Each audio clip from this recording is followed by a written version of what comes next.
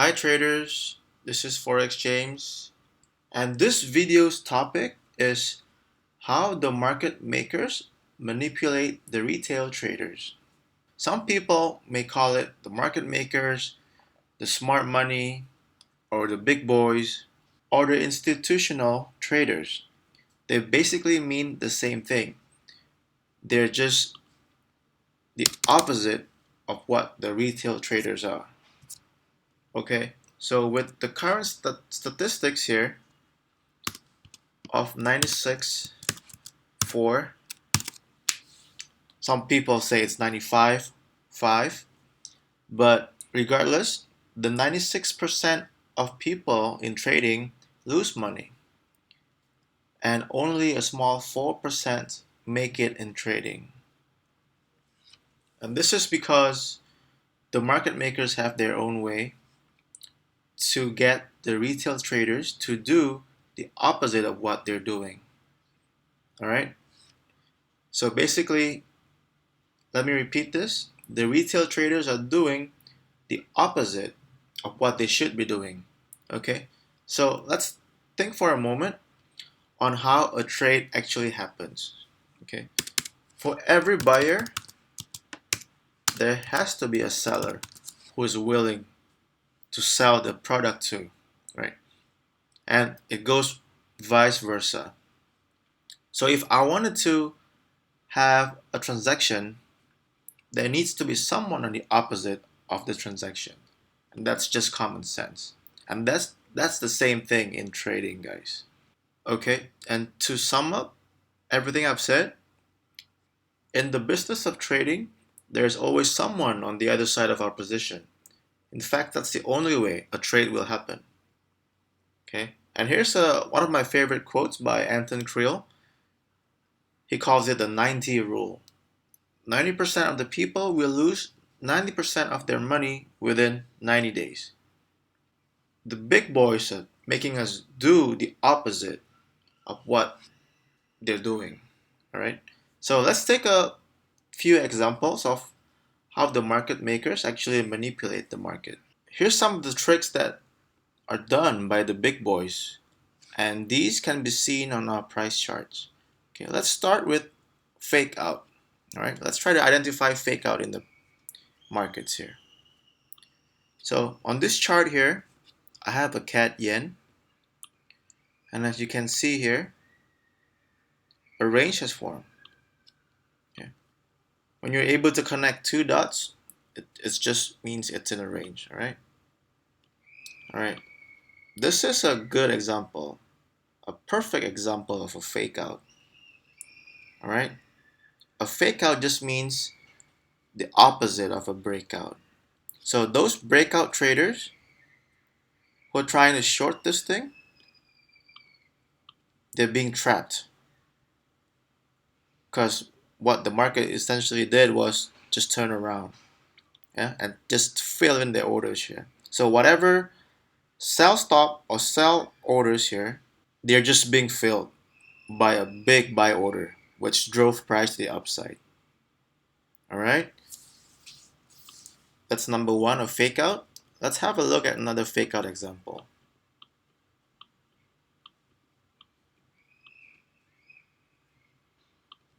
Okay, here's another one here. The candles are quite different. What we see here is extreme rejection shown by the long wicks, but on this area here, it's more of a candle body. This is an example of a fake out as well, right? Traders are watching this. They're anxious on where price would go to. The breakout traders would probably place their buy stops here. And same trick, it's a fake out, it's not a breakout. It finally did break out, but it happened afterwards. Here's a second example of a fake out.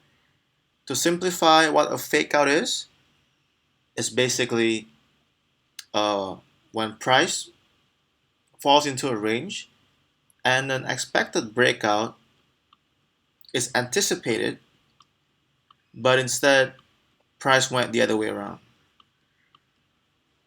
Okay. The next example is what I call stop hunt. This is quite similar to the fake out. The ideology behind it is the same. It's basically price being manipulated in order to induce the retail traders to participate in the game. So what do I mean by that here? Let's take a look at this example. Here's a good level that I would probably have looked at because it's just a very good supply zone. And in a situation like this, I'd be wanting to short the market right around this area. All right. And what happened here is that price did indeed respect this level, but the market makers decided to push it up to the upside again. All right. Because there simply stops around here.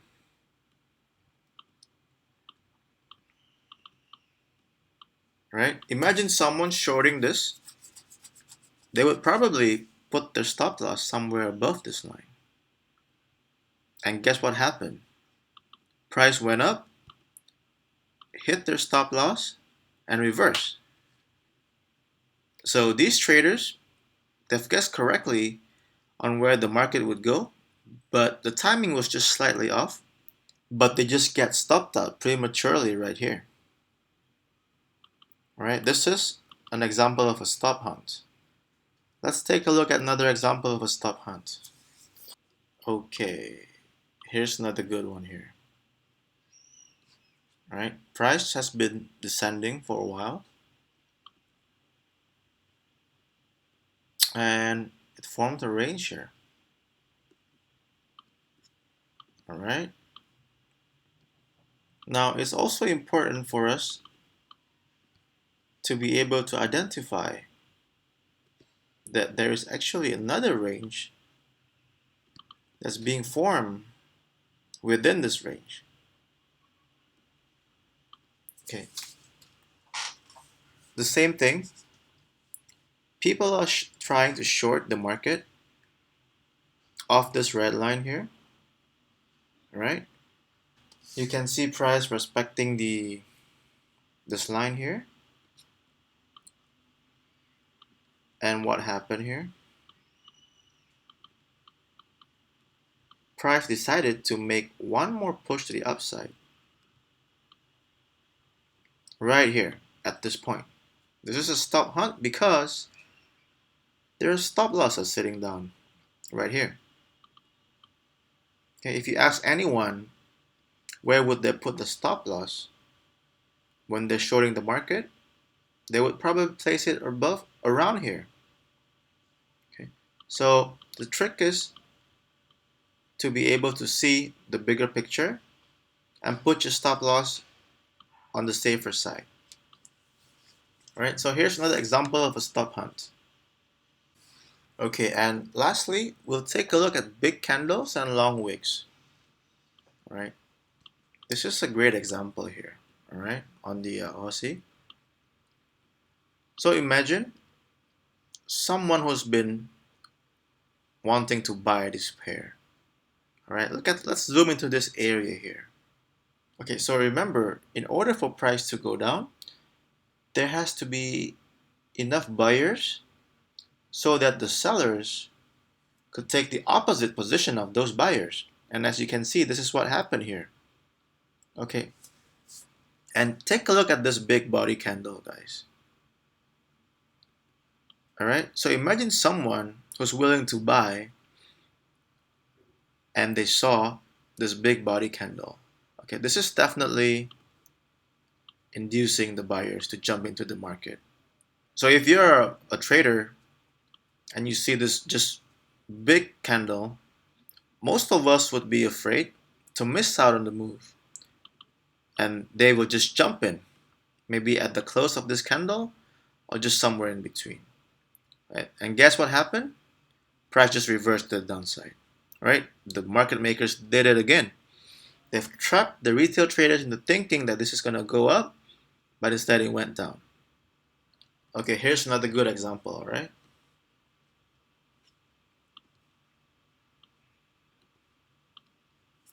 Let's be honest here. Most inexperienced traders, when they see a big candle like this, they'll be afraid to buy because you're essentially buying against the sellers. A big red candle would usually trigger someone to sell the market.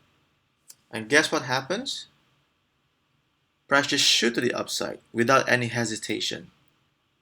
This is a manipulation that happens over and over again.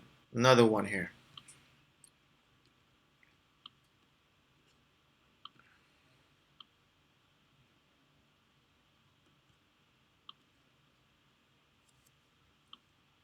So we might be sitting at supply right here, and there are people who are just trying to short the market. And guess when they will short the market? By now you should probably be able to see that this is the area of manipulation here. This big red candle followed by just a quick bounce. This is just a trick to induce the retail traders to sell at this market here, which made another push up. And what happened here? A fake out. Same tricks over and over again. And long wicks here, they're essentially the same as big body candles. But for example, this is an H4. What we see here is a long wick.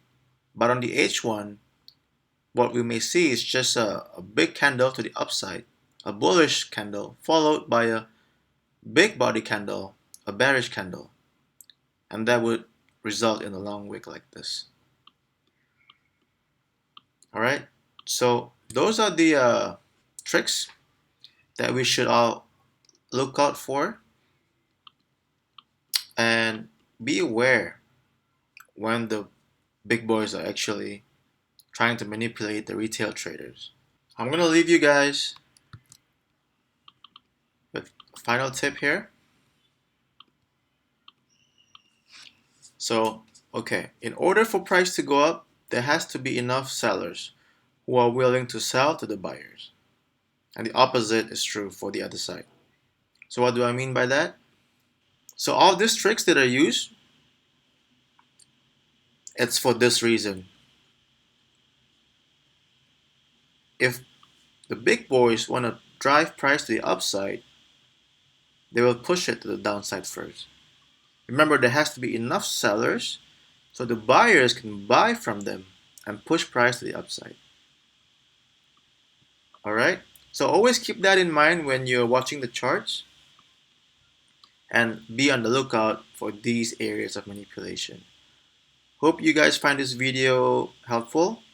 Leave me a comment if you have any questions, and don't forget a thumbs up if you like it. Thank you.